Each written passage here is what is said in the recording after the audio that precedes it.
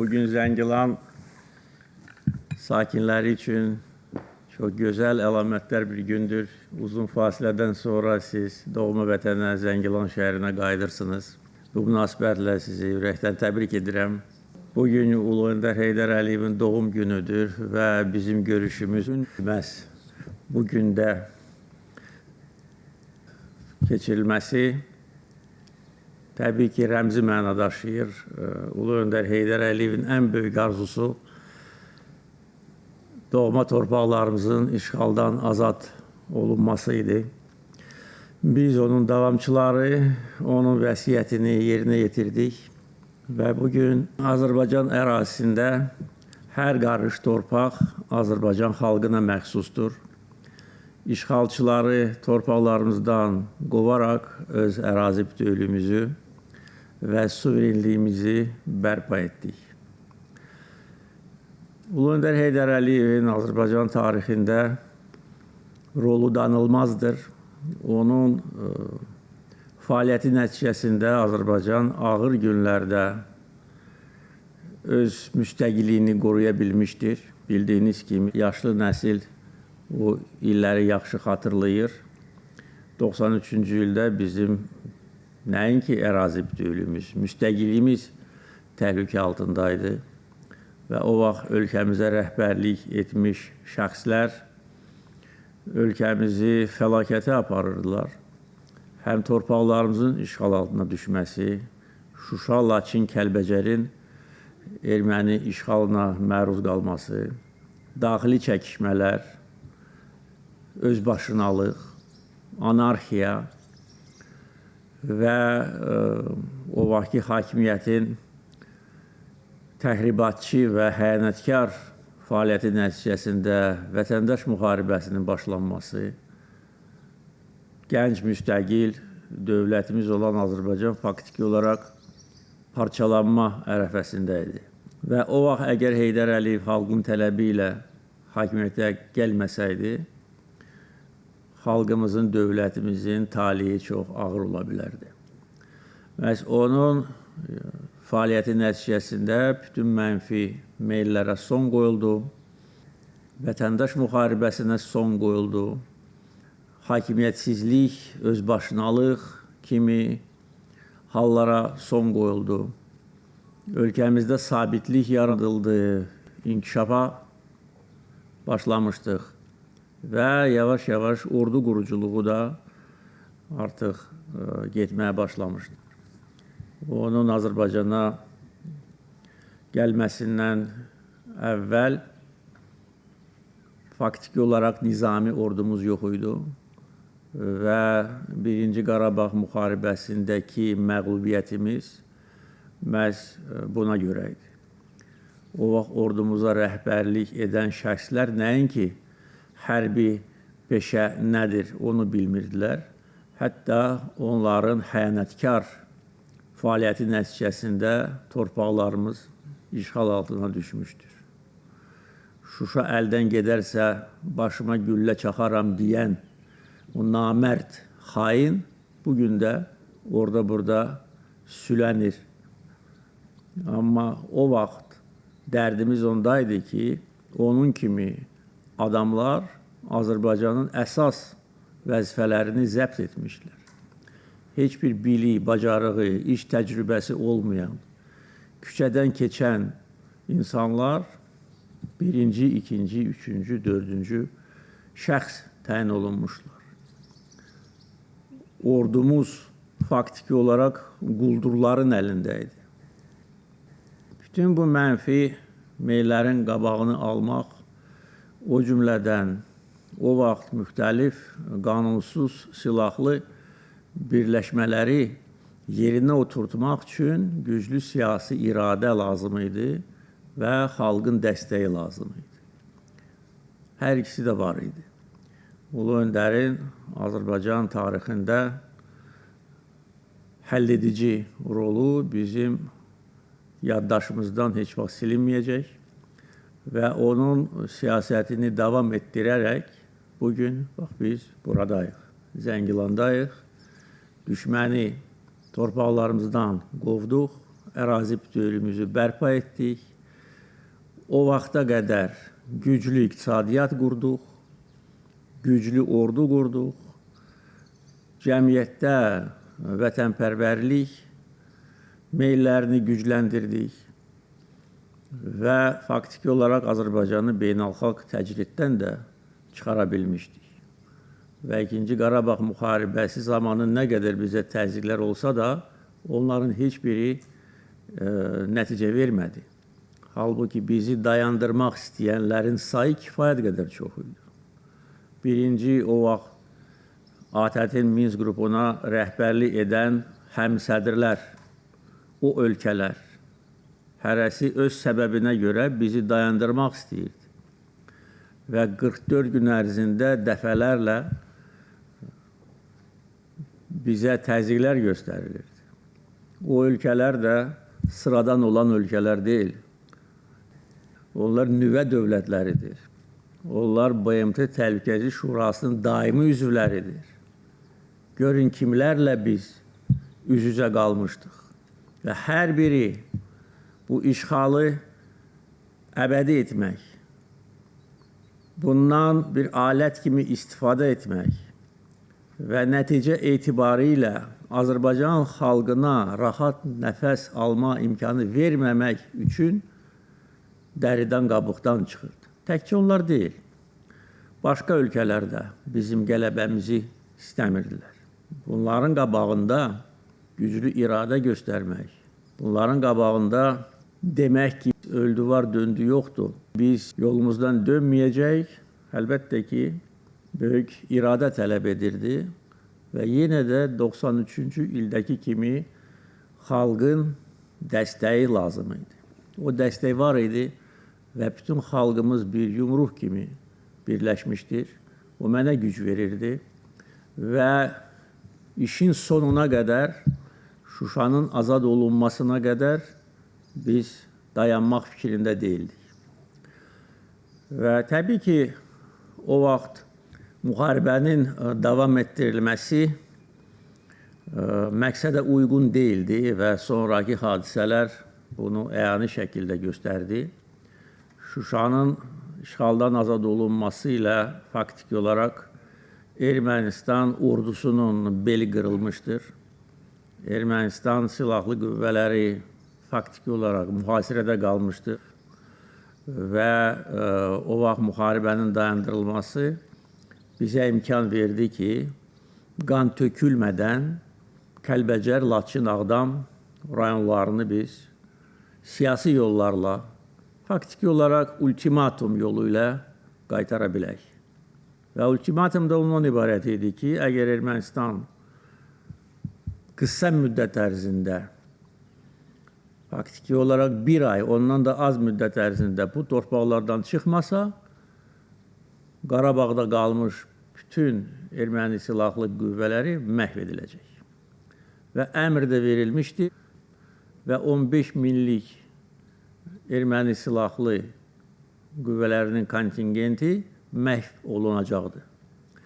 Məhz buna görə Ermənistan, yenə də deyirəm, bizim tələblərimizə uyğun Kəlbəcər, Laçın və Ağdam rayonlarından çıxmışdır.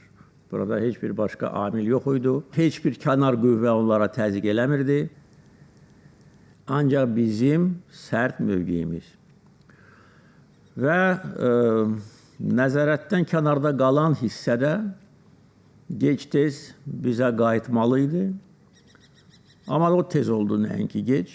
Yenə də güclü iradə, peşəkarlıq və 2023-cü ilin sentyabrına qədər görülmüş taktiki işlər, addımlar, hərbi əməliyyatlar, bütün bunlar zəmin hazırladı ki, antiterror əməliyyatı cəmi bir neçə saat davam etmişdir. Ermənistan ordusu ikinci dəfə təslim oldu. Separatçılığa son qoyuldu, işğala son qoyuldu və biz suverenliyimizi tam bərpa etdik. Bütün bu şanlı tarix bizimlə əbədi olacaq. Təbii ki, bizim nəsil bunu heç vaxt unutmayacaq. Gənc nəsil isə bunu bilməlidir. məktəblərdə, ailələrdə, cəmiyyətdə bu parlaq tariximiz bizim qürur mənbəyimizdir. Bu əbədi belə olacaq. Və əlbəttə ki, bir də qayıdıram Ulu Öndərin siyasi mirasına. Həlledici məqam məhz 93-cü ildə idi. Oktyabr ayında prezident vəzifəsinə seçiləndən sonra bütün o mənfi meyllərin qabağı alındı. Düzdür, o vaxt bizim imkanlarımız çox məhdud idi. Çoxlu problemlər var idi. Bir nömrəli problem məcburi köçkünlərin yaşayış şəraiti. Onu da biz tədricən həll etməyə başlamışdıq və artıq 2007-ci ildə çadır şəhərcikləri qalmamışdır. Orada vaxtilə məskunlaşmış insanları biz evlərə, mənzillərə köçürtdük və hər dəfə işğal dövründə keçmiş köçkünlərlə dövlət xətti ilə inşa edilmiş yeni şəhərciklərdə görüşlər zamanı deyirdim ki, bu müvəqqəti bir yerdir. Torpaqlar azad olunandan sonra daha gözəl sizin üçün şərait yaradılacaq. Bax, bugün Zəngilan şəhərinin bu gözəl mənzərəsi o sözlərimi bir daha təsdiqləyir. Və işğalın fəsadlarını aradan qaldırmaq, bu da çox çətin bir prosesdir. Minalar, torpaqların demək olar ki, zədələnməsi və işğalçılar tərəfindən zəhərlənməsi, ekosid, bəsit çay dünyaca məşhur olan bir qoruq idi. Dünyada deyilənə görə ikinci ən böyük çınar ağaclarının bir yerdə olması və qədim çınar ağaclarının qoruğuydu. Onun demək olar ki, yarısını Ermənistan dövləti məhv edib. Bəzi ağacları yandırıb, bəzilərini də kəsib bazarlarda satıb. Bizim ümumiyyətcə meşə fondunun 60 min hektarı vəhşi işğalçılar tərəfindən məhv edilmişdir. Onların əsas hissəsi Kəlbəcər, Laçın rayonlarındadır, amma Zəngilanda da var. Həm talançılıq, həm düşmənçilik, qəddarlıq, özü heç bir əsası olmadan Azərbaycan xalqı erməni xalqına heç bir pislik eləməmişdi. Onların bizə olan nifrətinin səbəblərini yəqin ki, psixiatrlar, psixoloqlar, həkimlər araşdırmalıdırlar. Və nə qədər ki, Ermənistan cəmiyyətində Azərbaycana qarşı nifrət hissi ilə yaşayan siyasi qüvvələr varsa, bir o qədər də biz ayıq olmalıyıq. Bugün biz sülh şəraitində yaşayırıq və sülhün müəllifi də bizik. Biz istəməsəydik, sülh olmayacaqdı. Biz istəsəydik, istənilən hərbi əməliyyatı istənilən yerdə keçirə bilərdik. Bunu Ermənistan rəhbərliyi də bilir, onun arxasında duranlar da bilir. Və nə qədər onun arxasında dururlar, dursunlar, bilirlər ki, bizim gücümüzə qarşı onların heç bir şansı yoxdur. Onlar acizdirlər. Elə gücləri var idisə, elə 20-ci ildə kömək eləyərdilər də Ermənistana. Bugün Ermənistana gəlib özünü saxta qəhrəman kimi göstərən bəzi xarici liderlər, elə 20-ci ildə elə həmən liderlər idi də, hakimiyyət başında, öz ölkələrində. Gəlib yiyə duraydılar da Ermənistana. Boşboğazlıqdan başqa işinə yoxdur. Onların da işi gücü boşboğazlıqdır. Ona görə öz ölkələrində onların dəstək əmsalı 10-15%'dir. İndi güya ki, Ermənistanı bizim əlimizdən onlar çıxarıb xilas ediblər. Bizim Ermənistanı məhv etmək niyyətimiz yox idi. Ermənistanın müstəqilliyini onun əlindən almaq niyyətimiz yox idi. Bugün hələ də Azərbaycan-Ermənistan sərhədində Avropanın dırnaqarası müşahidəçiləri güya ki, keşik çəkirlər. Mən o vaxt demişəm, bir dənə güllə biz atsaq, onların dabanları parlayacaq, heç izi tozu da qalmayacaq orada. Amma özlərini belə göstərirlər, güya ki, onlar bizdən Ermənistanı qoruyurlar. Bizdən Ermənistanı qorumaq lazım deyil. Biz istədiyimizə nail olmuşuq və özünü yenə də yalançı qəhrəman kimi Ermənistandakı bu tədbirdə göstərmək ki, güya ki, onlar Azərbaycanın qabağını alıblar, yoxsa güya bu aqressiv, təcavüzkar Azərbaycan Ermənistanı məhv edəcəkdir. Hamısı cəfəngiyyətdir.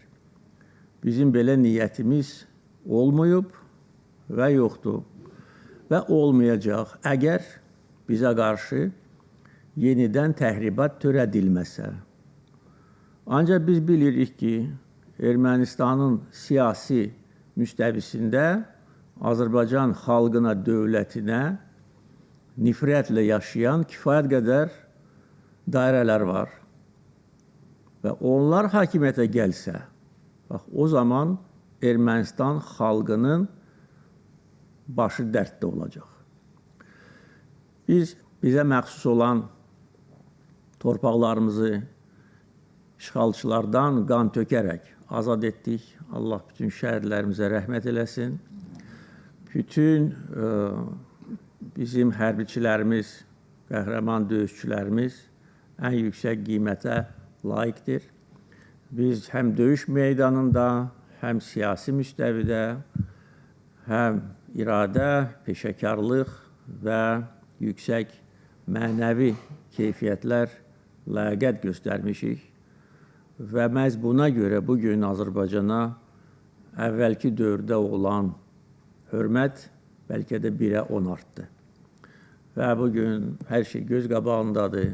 Azərbaycanın beynəlxalq mövqeləri, beynəlxalq nüfuzu nə qədər yüksək səviyyədədir. Bizə olan hörmət, rəğbət, xoş münasibət getdikcə daha da genişlənir. Bütün bunların səbəbi var.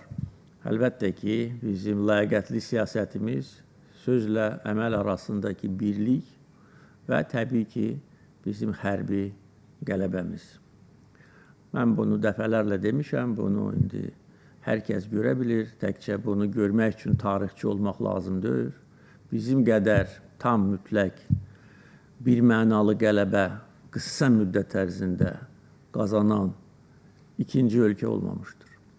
Özü də bu müharibəni biz bütün beynəlxalq humanitar normalara uyğun aparmışdıq. Ermənistandan fərqli olaraq.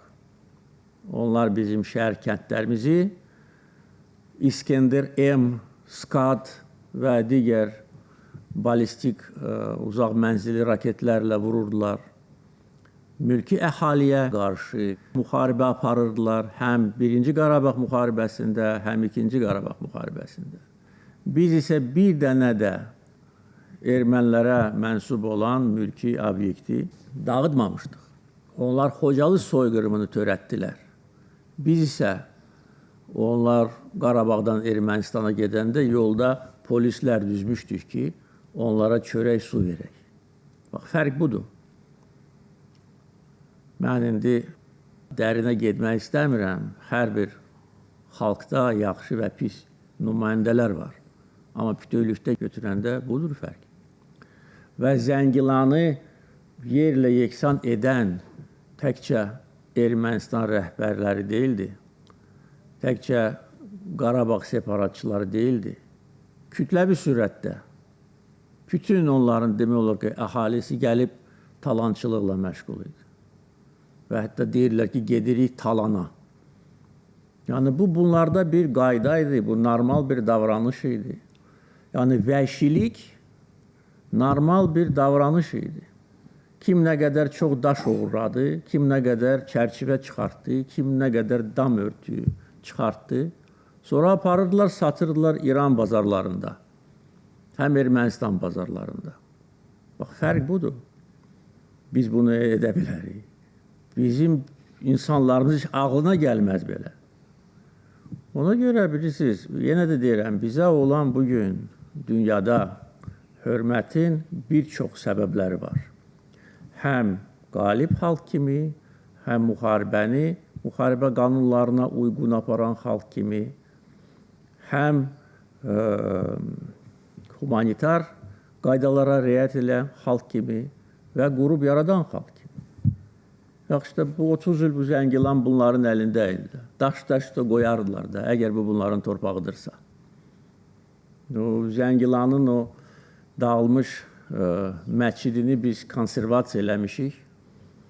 Orada da kiçik bir foto sərgi təşkil eləmişik ki, heç kim unutmasın nə günə salmışlar onlar bizim dini, tarixi abidələrimizi.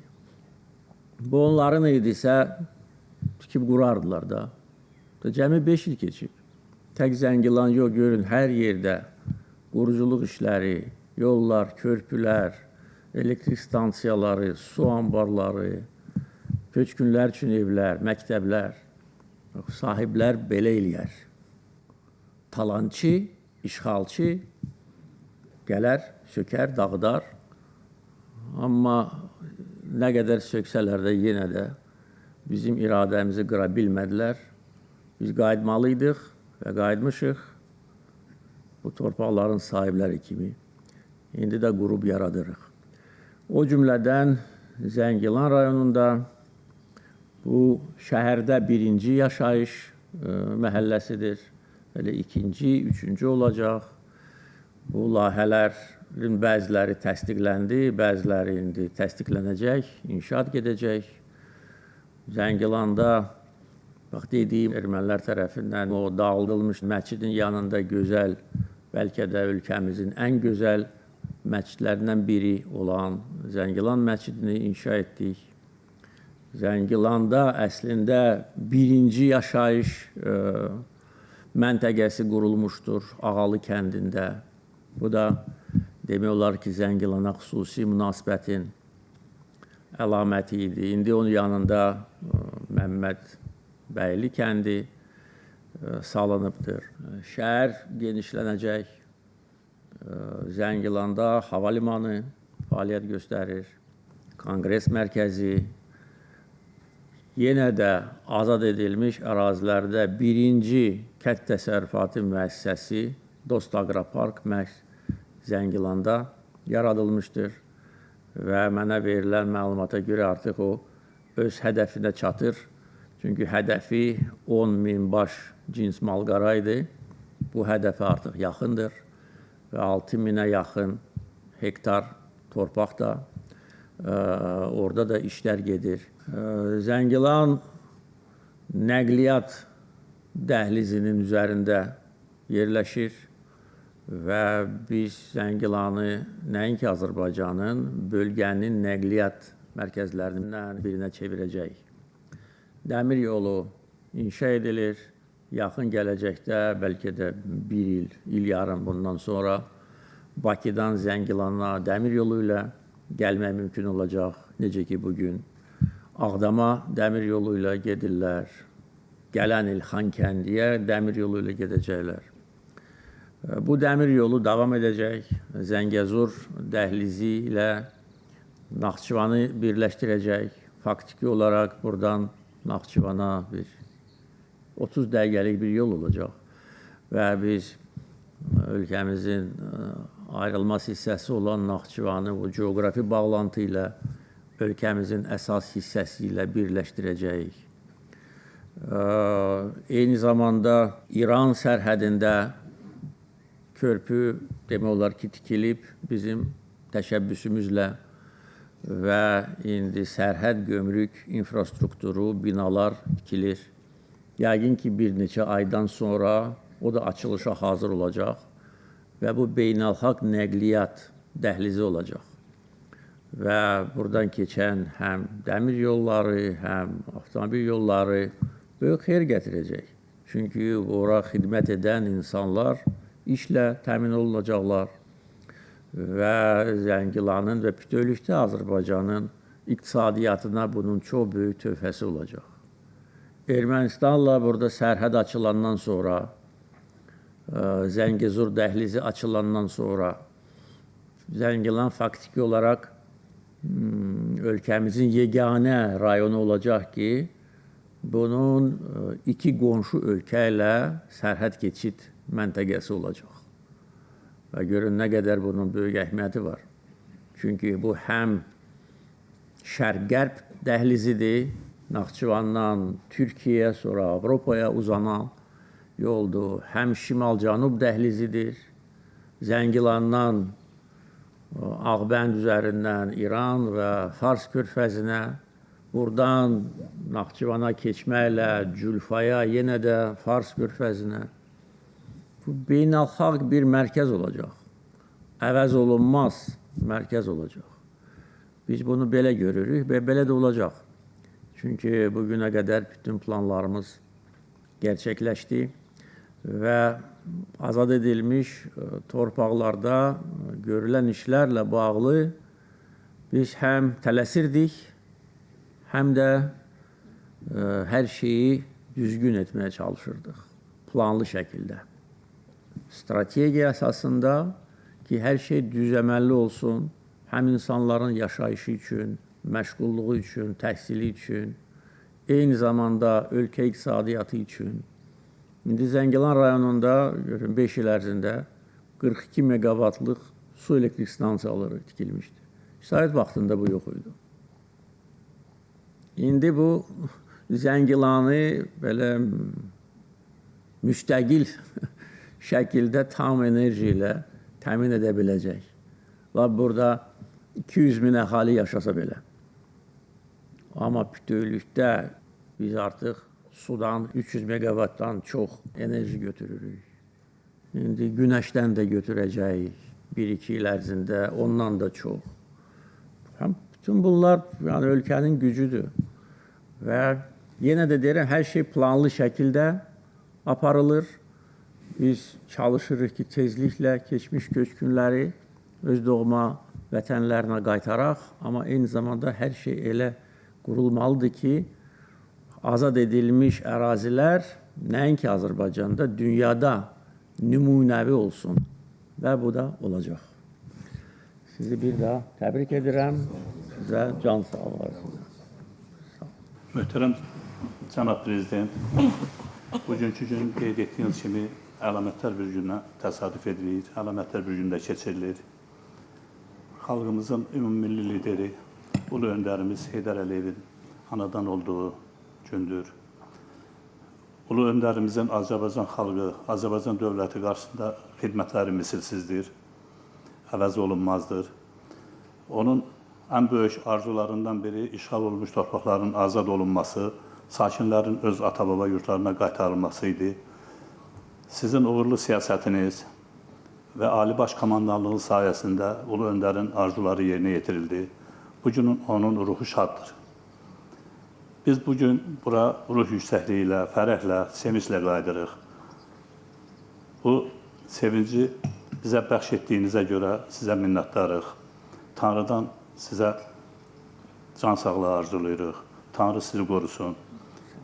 Allah-Taala şəhidlərimizə rəhmət eləsin. Məkanları cənnət olsun. Ailələrinə səbir diləyərəm.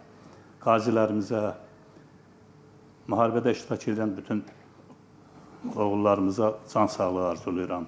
Allah xalqımızı qorusun, dövlətimizi qorusun, sizləri qorusun. Bir daha minnətdarıq. Bizimlə görüşə gəldiyinizə görə. Sağ olun. Cənab Prezident, biz də çox şadıq. Zəngilan torpağında bugün sizinlə görüşürük. Bu bizim üçün bir qürur, doğrudan çox şərəfdir. Bunu bizə yaşatdığımız üçün sizə minnətdarım. Uzun illərdir biz öz torpaqlarımızdan ayrı düşmüşdük. Amma arzularımıza bugün çatmışıq. Doğrudan da xəyalımıza da belə gəlməzdi ki, biz öz torpaqlarımıza qayıdarıq. Biz buna görə sizə minnətdarıq. Sizin qətiyyətiniz, gücünüz, iradəniz, eləcə də ordumuzun şücaəti nəticəsində biz bunlara nail olduq. Sizin bizimlə birlikdə birliyiniz, bizim xalqımıza məhəbbətiniz, sevginiz bizə güc, qüvvət verdi. Buna görə sizə minnətdarıq. Biz hamımız Zəngilan əhalisi adından danışıram. Biz sizi çox sevirik. Sevimli Mehriban xanıma bizim salamlarımızı çatdırın. Allah sizə can sağlığı versin. Uzun ömür və xalqın naminə gördüyünüz bütün işlərdə uğurlar arzulayırıq. Allah ailənizi qorusun. Çox sağ olun. Çox sağ olun. Möhtərəm cənab prezident, mən öz doğma torpağına qayıtmış bir Zəngilan gənciyəm. Eyni zamanda qürurla bildirmək istəyirəm ki, mən öz müqəddəs peşə fəaliyyətini ilə müqəddəs Zəngilanımızda davam etdirən müəllim ailəsinin başçısıyam. Onu da qeyd edeyim ki, mənim öz həyat yoldaşımla birlikdə qayıdışın ilk məskəni olan Ağalı kənd tam orta məktəbində öz şərəfli, müqəddəs peşə fəaliyyətimizi birlikdə icra edirik. Zəngilan gənclərinin savadlı yetişdirilməsində, vətənpərvər yetişdirilməsində, intellektual olmasında biz öz əməyimizi səylə ortaya qoyuruq. Onu da qeyd etmək istəyirik ki, bu qüruru bizə yaşatdığınız üçün sizə sonsuz təşəkkür edirəm. Şəhidlərimizin ruhu qarşısında baş əyirik. Qazilərimizə, müharibə iştirakçılarımıza Allahdan can sağlığı diləyirik. Zəngilan gəncləri olaraq hər zaman dəmir yumruq kimi sizin ətrafınızdayıq. Çox sağ olun. Sağ ol. Sağ ol. Aşağıların təqdim edilmə mərasimindən başlayır. Dəvət olunur Sarıyev Əli Məhəmmədoğlu.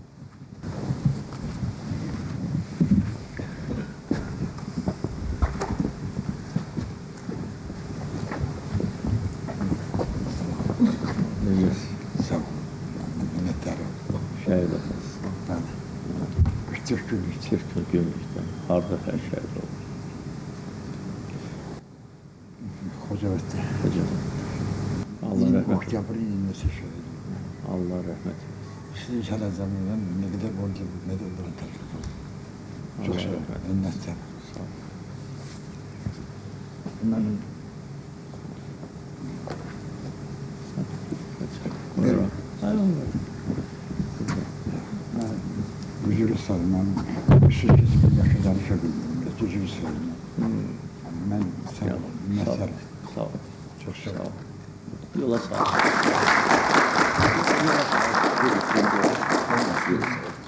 Kərimov Elmi Sərdarov.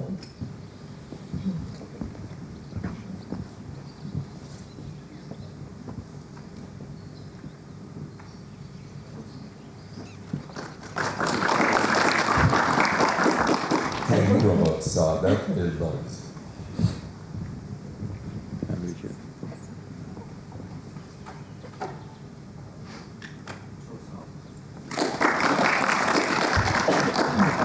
Nəcəfova Ləman Famil qızı.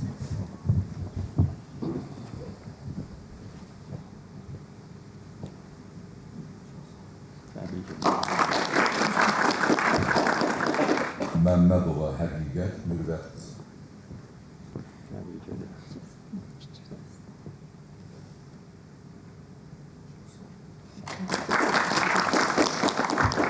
Rəhimov Murad Fərəcov. Təbrik.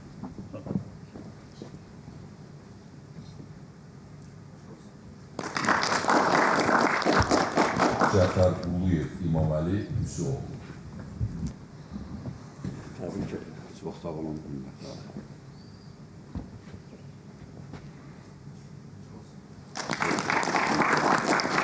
Rəhimov İdris Paryelov. Təbrik ederim.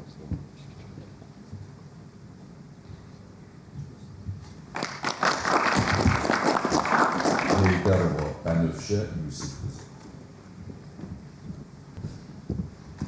Təbrik ederim.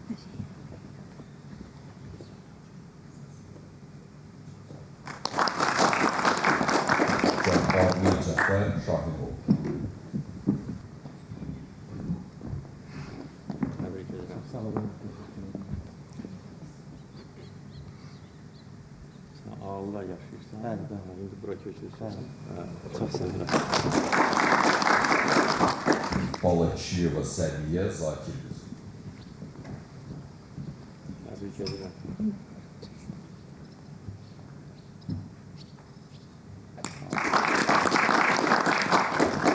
Məhərrəmov Sənan Nizamioğlu. Təbrik ederim.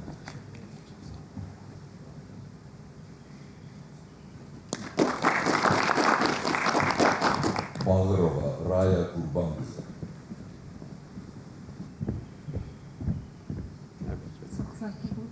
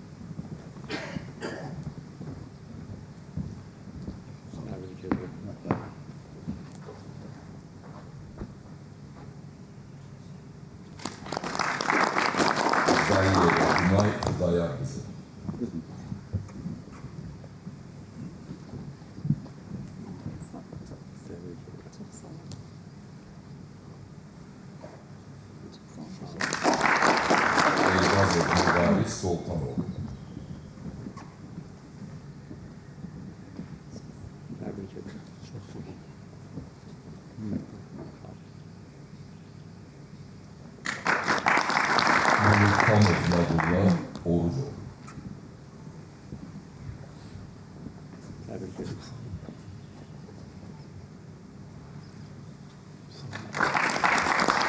Əsədov Balakişi Qadirov.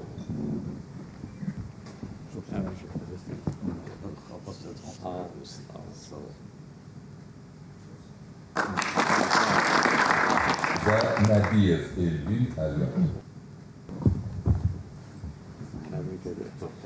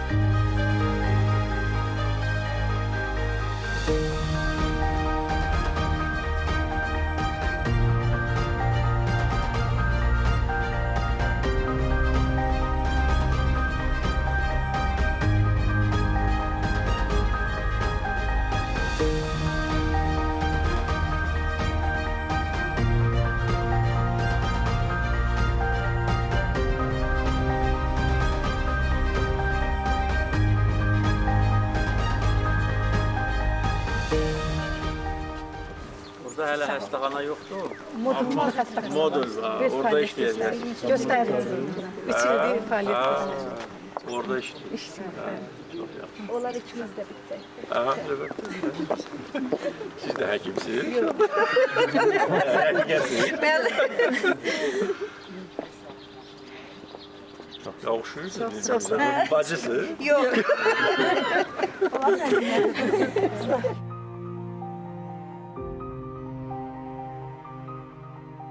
Çox xeyirlər uşaqlar ağalıda. Yaxşıdır. Sayı da artıb yəqin uşaqlar. 300-ə yaxın. 282 nəfər şagird var. Məktəb kifayətdir, yerləşir. Bəli, birləşir. Artıq bu məktəbimizdə olacaq. Hələ bu da bu il.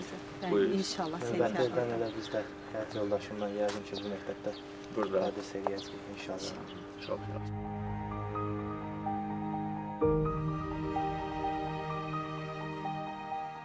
Harada yaşamışsınız işğal dövründə? Bakıda. Zəngilan şəhərinin icra nümayəndəsi işləmişəm. Bəs o vaxt Sovet vaxtında Hərbidə olmuşam, komandir batalyon 1-ci Qarabağ müharibəsinin iştirakçısıyam. buradan nə vaxt çıxmısınız buradan? 21-ci ildən pensiya. Sizin tərəfindən də təqdim olmuşam. Dövlət qurumunda fərqlənməyə görə. Minnətdarım. Çox sağ ol. Tamam. Sağ ol. Sağ ol. Sağ ol.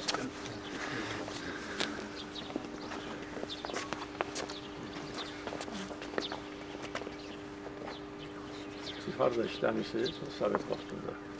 Tikinti işləmişəm. Şimdi də Zəngilanda, burada da yaşamısınız. Bəs işğal dövründə harada? Buradan çıxanda Bakıda. Bakı yerinin yapılmasında da Şimdi bugün köçürsünüz də. var. Başımız Sağ ol. çok Sağ ol. sağ olun.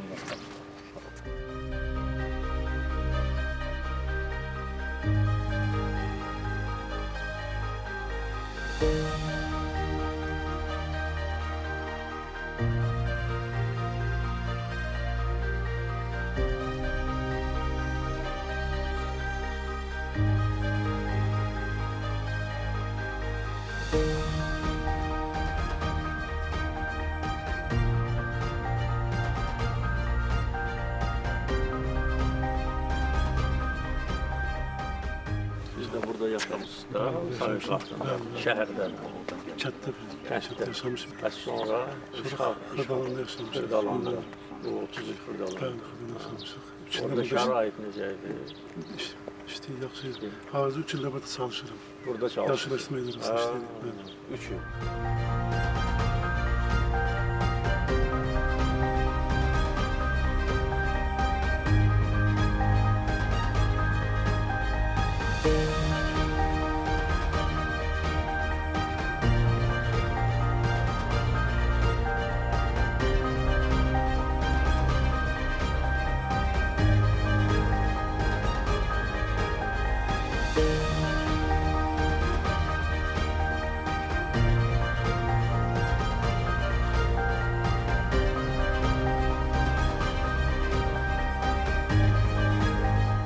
Sağ olun. Sağ olun. Təbrik edirəm sizi. Sağ olun.